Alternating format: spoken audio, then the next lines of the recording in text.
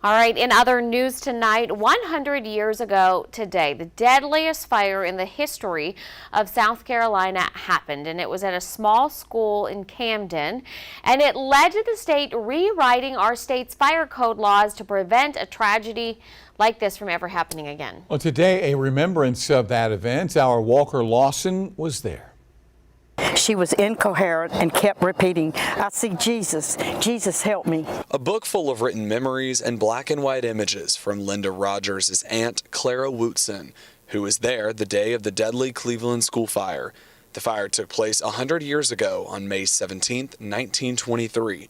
Now those from the Camden area have gathered to remember those who passed.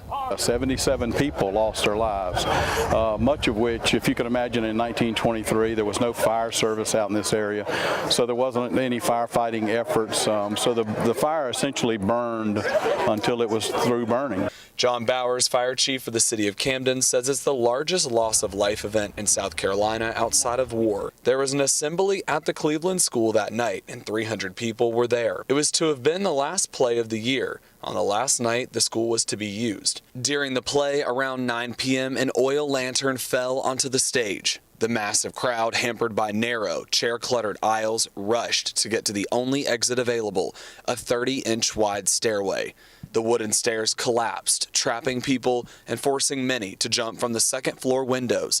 This led to a change and development of modern fire codes. I'm certain that hundreds, maybe thousands of lives have been saved because of the lessons learned from this. And I know that laws were changed, not only in South Carolina, but across the nation, that help save people's lives, such as exits having to open outward, the proper width of stairs. I mean, so many things. Auditoriums or places of assembly need to be on the level of exit discharge, essentially on the first floor, not above or below. As family and friends gathered to remember their loved ones and the tragedy that occurred, they're glad change has been made. So I think it deserves to be recognized, and I'm so grateful that all the new laws and fire codes and all that are in place. Reporting in Camden, I'm Walker Lawson, News 19 WLTX.